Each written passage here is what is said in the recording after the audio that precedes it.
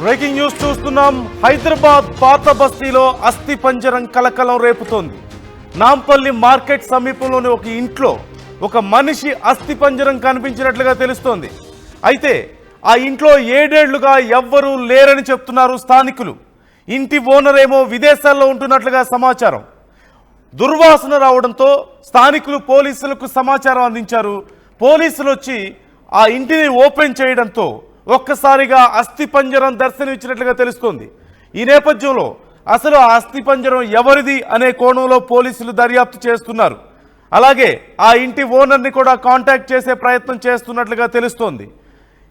అస్థి పంజరం అక్కడ కనిపించింది అంటే ఖచ్చితంగా చాలా కాలం క్రితం ఇది జరిగి ఉండాలి. కొన్ని ఏళ్ల క్రితం జరిగి ఉండే అవకాశం ఖచ్చితంగా కనిపిస్తోంది. మరోవైపు అస్థి పంజరం ఇన్నేళ్ల తర్వాత బయటపడితే ఇప్పుడు వాసన రావడం ఏంటి, ఇప్పుడు బ్యాడ్ స్మెల్ రావడం ఏంటి?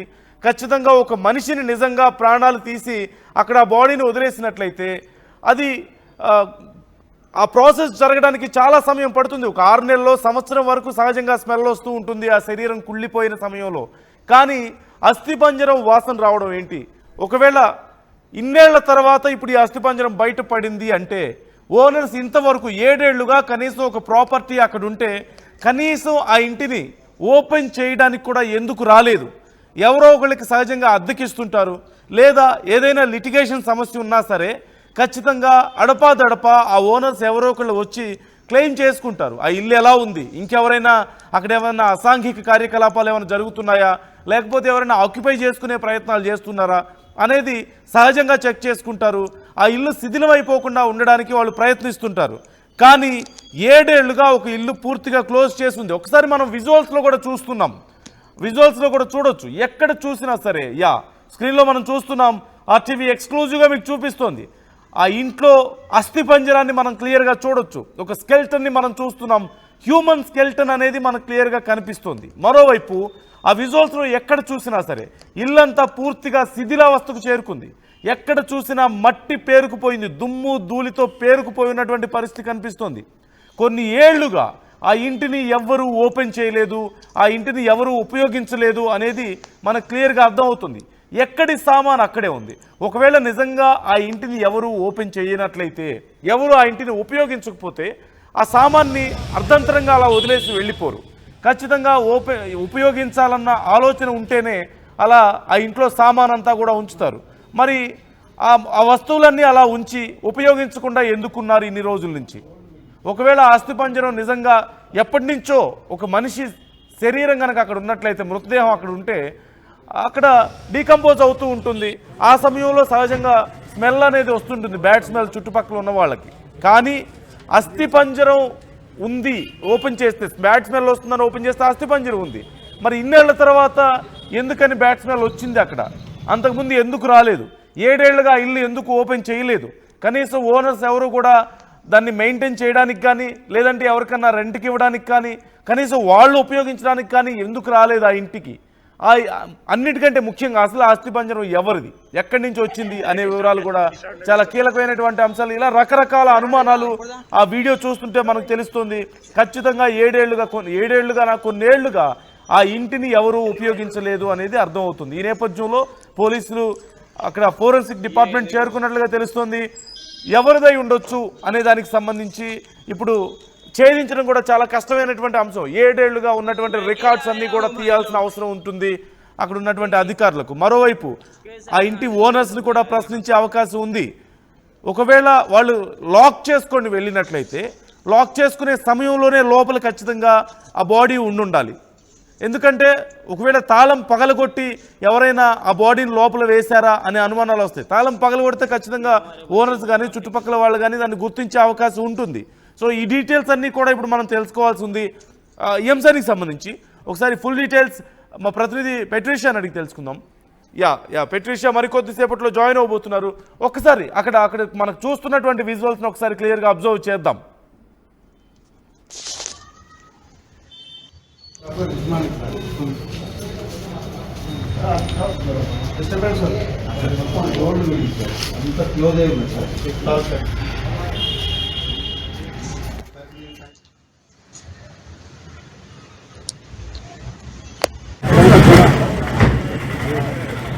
सलमान खैरियत से सलमान भाई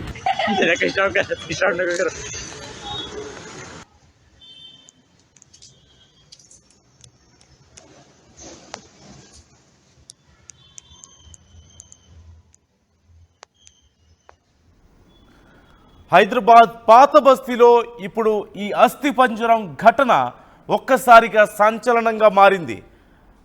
దుర్వాసన వస్తుండడంతో స్థానికులకు డౌట్ వచ్చి పోలీసులకు ఫిర్యాదు చేశారు. ఇక్కడ ఏదో దుర్వాసన వస్తుంది, మాకెందుకో అనుమానంగా ఉంది అని.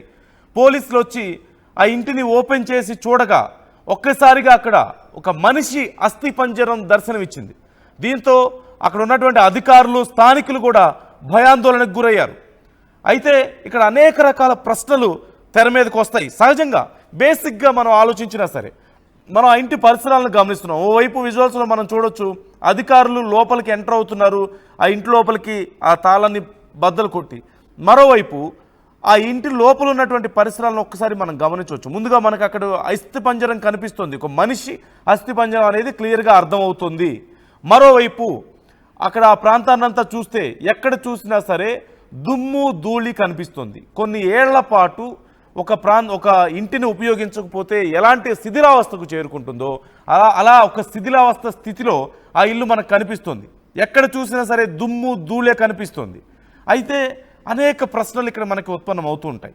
సహజంగా ఒక బాడీ డీకంపోజ్ అయ్యే సమయంలోనే స్మెల్ వస్తుంటుంది. అంటే ఒక వ్యక్తి కానీ ఒక జంతువు కానీ ఏదైనా సరే అది మృతి చెందిన తర్వాత ఒక నెక్స్ట్ డే నుంచి నెక్స్ట్ ఒక 8 గంటలు 10 గంటల నుంచి స్లోగా డీకంపోజిషన్ స్టార్ట్ అవుతుంది. ఆ తర్వాత 48 గంటల్లో ఖచ్చితంగా స్మెల్ అనేది ఎక్కువగా వస్తుంది, డీకంపోజ్ ఎక్కువ అవుతూ ఉంటుంది. కాబట్టి సహజంగా మొదటి ఒక నెలలోపో 2 నెలలు 5 నెలలు 6 నెలలు లేదా సంవత్సరం, ఇంకా ఎక్కువగా అనుకుంటే 2 సంవత్సరాల లోపు స్మెల్ రావడానికి స్కోప్ ఎక్కువగా ఉంటుంది. కానీ 7 ఏళ్ళు గడిచిపోయిన తర్వాత పూర్తిగా అస్థిపంజరం అక్కడెక్కడా కూడా ఫ్లష్ అండ్ బ్లడ్ మనకు ఎక్కడా కనిపించడం లేదు, పూర్తిగా డీకంపోజ్ అయిపోయింది. ఆ ఫ్లష్ అండ్ బ్లడ్ అంతా కూడా మాయమైపోయింది. అది కేవలం అస్థిపంజరం మాత్రమే మిగిలి ఉండడాన్ని మనం చూడొచ్చు. అంటే కొన్ని ఏళ్లుగా అక్కడ ఉంటే మాత్రమే అలా జరుగుతుంది. సో ఇన్నేళ్ళు స్మెల్ రాంది ఇప్పుడే ఎందుకు వచ్చింది అనేది ఒక కీలకమైనటువంటి ప్రశ్న. మరోవైపు హైదరాబాద్ పాత బస్తీ అయినా సరే అక్కడ హైదరాబాద్ లాంటి ప్రాంతంలో ఒక ఇల్లు ఉందంటే చాలా వాల్యుబుల్ అసెట్ అది. అలాంటిది ఓనర్స్ ఒకవేళ విదేశాల్లో ఉన్నా సరే ఆ ఇల్లు ఇలా పాడుపడిపోకుండా ఖచ్చితంగా ఎవరో ఒకరికి రెంట్కి ఇస్తారు. సహజంగా లేదు రెంట్కి ఇవ్వలేదు అనుకుంటే వాళ్ళు అప్పుడప్పుడు కనీసం మెయింటైన్ చేస్తుంటారు, ఆ ఇల్లు క్లీన్ చేపిస్తుంటారు. వాళ్ళు వచ్చినప్పుడు ఉండడానికైనా నివాసయోగ్యంగా ఉండాలి కాబట్టి దాన్ని ఎప్పటికప్పుడు మెయింటైన్ చేస్తూ ఉంటారు. కానీ అలాంటి ఛాయలు ఏమీ కనిపించడం లేదు. నిజంగా ఒకవేళ పూర్తిగా ఖాళీ చేసి వెళ్ళిపోయారు అనుకుందాం, ఎవరు ఉండే అవకాశం లేదు అనుకుంటే అక్కడ వంట పాత్రలు మనం చూస్తున్నాం, ఫ్రిడ్జ్ కనిపిస్తుంది, వంట పాత్రలు కనిపిస్తున్నాయి, మనకి సామాన్ అంతా కూడా కనిపిస్తుంది. ఒక ఇంట్లో ఫ్యామిలీ ఉండడానికి ఉపయోగించే సామాగ్రి మనకు కనిపిస్తుంది, ఫర్నిచర్ కనిపిస్తుంది, టీవీ కనిపిస్తుంది. అంత సామాగ్రి అంతా అంటే సహజంగా ఒక ఇంట్లో ఉండేటప్పుడు ఏవే సామాన్ అవసరం అవుతుందో, ఏదే సామాగ్రి అవసరం అవుతుందో అదంతా కూడా ఇంట్లో మనకు క్లియర్గా కనిపిస్తుంది.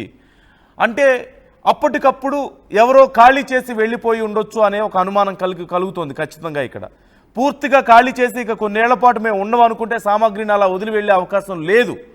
అవి పాడైపోతాయి కాబట్టి మరింత డస్ట్ అక్యుములేట్ అవుతుంది కాబట్టి వాటన్నింటినీ క్లియర్ చేస్తారు. సో ఓనర్స్ ఉండాలని అనుకోకపోతే ఇలా ఉండదు, ఉండాలని అనుకుంటే మెయింటైన్ చేపిస్తారు, అప్పుడప్పుడు క్లీన్ చేస్తారు, లేదంటే వాళ్ళు వచ్చినప్పుడైనా ఉంటారు. కాబట్టి ఇలాంటి ఒక దారుణం జరిగే అవకాశం కనిపించడం లేదు. సో వాళ్ళు రెంట్కి కూడా ఎవరికి ఇవ్వడం లేదనేది అర్థమవుతుంది. మరోవైపు ఎక్కువ గ్యాప్ ఏమైనా ఉందా, ఇదేమన్నా ఊరు చివర జనావాసాలకు దూరంగా ఏమైనా ఉందా అంటే లేదు. సహజంగా అలాంటి సందర్భాల్లో ఎవరు గుర్తించే అవకాశం ఉంటుంది కొన్నేళ్ల పాటు కూడా. కానీ జనావాసాల మధ్యలో ఉంది. అండ్ మనం మరొక అంశాన్ని కూడా మనం చూడొచ్చు, అది కేవలం ఇండివిజువల్గా ఉన్నటువంటి ఇల్లు కూడా కాదు, ఇండిపెండెంట్ హోమ్ కూడా కాదు, ఖచ్చితంగా ఏదో ఒక చిన్న అపార్ట్మెంట్ లాగా, అంటే కొన్ని స్టేర్స్ కనిపిస్తున్నాయి మనకు అక్కడ. సో వేరే వాళ్ళు కూడా పై ఫ్లోర్లోనో కింద ఫ్లోర్లోనో ఉండే అవకాశం ఉంది. ఒకవేళ లేదా పక్కనున్నటువంటి ఇంట్లో పెద్ద డిస్టెన్స్ కూడా లేదు, 1-2 ఫీట్స్ కూడా గ్యాప్ లేదు, మనకు క్లియర్గా చూడొచ్చు, ఒక చిన్న సందులాగా ఉంది. సో పక్కనున్నటువంటి ఇళ్లలో వాళ్ళు ఏదో ఒక సందర్భంలో ఇన్నేళ్ల పాటు ఇది ఓపెన్ చేయలేదు అంటే సహజంగా చాలా సందర్భాల్లో మనం చూస్తుంటాం, ఇళ్ళు కానీ ఏదైనా ప్రాపర్టీస్ ఉపయోగించకపోతే అసాంఘిక కార్యకలాపాలకు చోటు అవుతుంది అది, లేదా ఇంకెవరైనా ఆక్యుపై చేసుకునే అవకాశం ఉంటుంది. లేదా ఇంకెవరైనా కొనే ప్రయత్నం అయినా చేస్తారు. ఇవేమీ జరగలేదా? దానికి సంబంధించి డీటెయిల్స్ ఇంకా మనకు తెలియాల్సి ఉంది.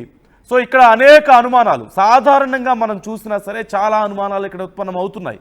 ఖచ్చితంగా ఏదో కుట్రకోణం ఉండే అవకాశం ఉంది దీంట్లో. సో పోలీసులు ఇప్పటికే కేసు నమోదు చేసుకుని దర్యాప్తు చేస్తున్నారు. ఫుల్ డీటెయిల్స్ తెలిసిన తర్వాత ఆర్టీవీ మీకు డీటెయిల్స్ అన్నీ కూడా చెప్పబోతోంది. ఏం జరిగి ఉండొచ్చు అనే దానికి సంబంధించి మీ అభిప్రాయాలను మీరు కూడా కామెంట్ రూపంలో ఆర్టీవీతో షేర్ చేసుకోండి.